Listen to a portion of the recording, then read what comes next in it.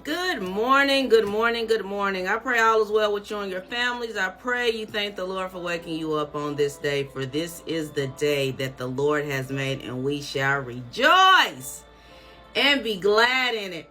So, First Chronicles, chapter 16, verse 8. King James Version. Give thanks unto the Lord, call upon his name, make known his deeds among the people.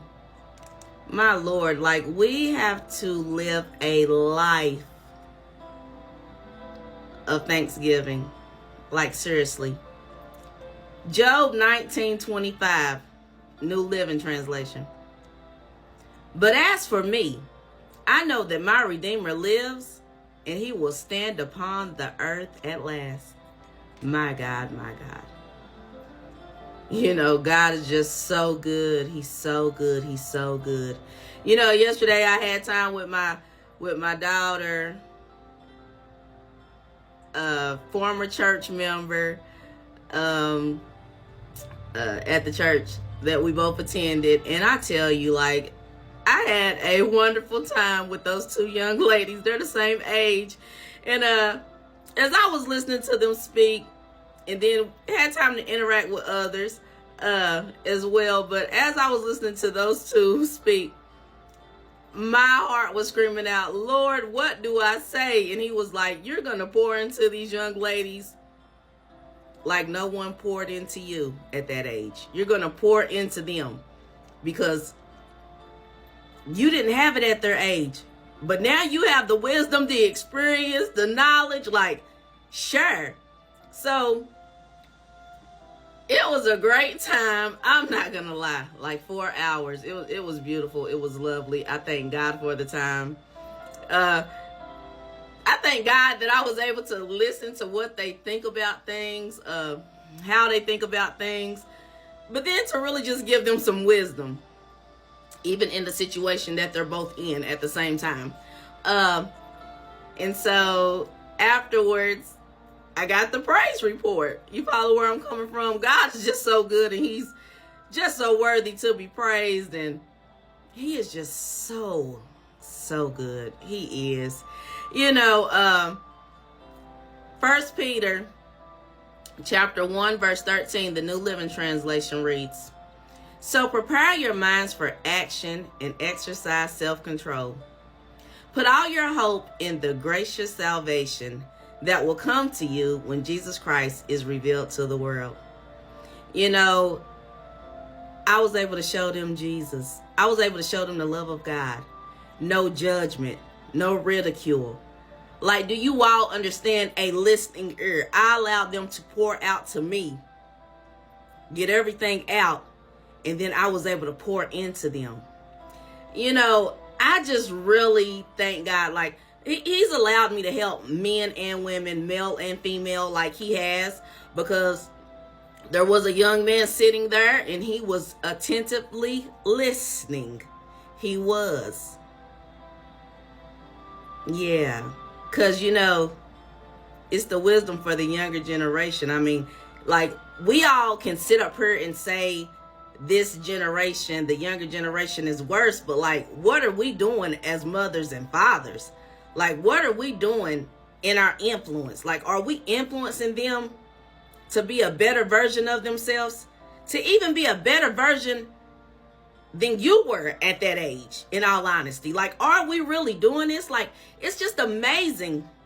You know, like, even while I was talking to my daughter and her daughter's dad in that moment, I said, I don't know where these grandparents get off where they can't discipline their children or their grandchildren, but I'm a firm believer in discipline. I said, like, no child is going to manipulate me. Not a child of mine, not a grandchild of mine. Like, I said, this is the problem with the younger generation. The discipline has left. Let's be clear. You know, we've got too many mothers and fathers trying to be the friend instead of being the parent. See, one thing I've always done with my children, and my living children that are living will tell you this, and my son that is no longer living used to tell people this all the time.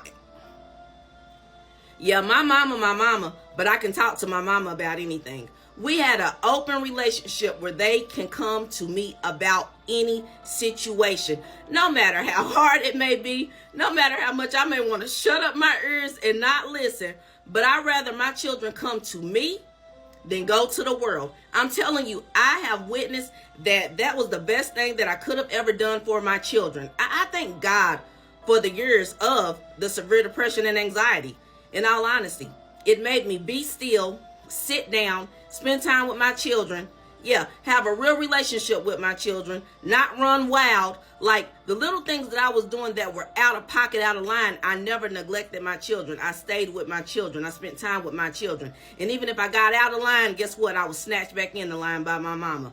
True story. Like, I don't understand, like, if we had more parents being parents, more grandparents being parents instead of being friends, like, understand, you can be that safe place for your children and grandchildren, but you also have to be the authority figure. I don't understand how you all allow your children and grandchildren to run over you. I do not. Like, here's the whole truth. When someone is out of line, correction is needed, period. You cannot sit up here and allow people to go out in this world, especially your children and your grandchildren, and think they can just say what they want, do what they want, act any type of way, and then you want to say, oh my gosh, I don't know why they're acting that way. You allowed it in your home. Even yesterday, talking to my daughter, and she started using foul language, and she did it like once or twice, but by the third time, I was like, look, watch your mouth. And she was like, yes, ma'am. Like, I'm being real. Like, you all hear my heart on today, because if we don't get these children in line, no one else will. Understand that. Stop expecting someone else to get your child in line. True story. I realized that during the times that the Lord has me be silent, everything that I poured into my daughter, it comes back to her remembrance. Everything I poured into my son, it comes back to his remembrance. Everything, because I pour into my children. This, like, I don't think you all understand it. Like, my mother gave me street smarts. I learned the streets from my mom. I did. Book knowledge from my dad. Work ethic from my dad. True story. So I have a combination of the two. So you just can't run over me, period. Straight up and down. I see you. So when I was talking to my daughter yesterday, I said, you know, oftentimes we get irritated because people don't think the way that we think. I said, but what we have to understand is we cannot control the way that other people think. I said, you're going to have to learn that you cannot control the way other people think or the way other people act. If they don't think like you, so be it. Like, she said, but mama, it don't even make sense. I said, I know some people do not use the common sense that God gave them. I said, God gave each of us a measure of wisdom, and some people just don't use it.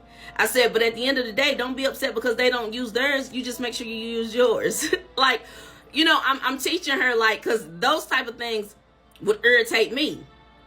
And so when they irritate her, like, I'm like, yo, I see my younger self. Oh, let me talk to her real quick.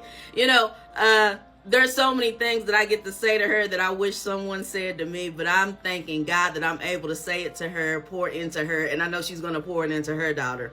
Like, in the moment when I'm doing the correction, of course, she like, mama, yeah, but you're listening, and I know you're listening, and I know God gonna bring it back to you when I'm silent, so I'm not even worried about it. Like, no, you don't want to hear it right now, you know. God is just so good, and he's so worthy to be praised. But for you mothers and you fathers and you grandmothers, stop complaining about the younger generation and be a better example. You know, I was talking to my daughter. I said, woo, I thank God I'm not who I used to be. I thank God I'm even much calmer than even last year. I said, man, 45 was a shift in the spirit for me. I said, I am just so grateful, and I'm not tolerating anything out of anyone. I don't care. Like, I said, you know, when I get to the point where God tell me I don't have to sit up here and tolerate something, I said, daughter, you know that's where my mindset be at. Like, we're not tolerating bad behavior. We're not tolerating nasty attitudes. It's the love of God that brings people to repentance.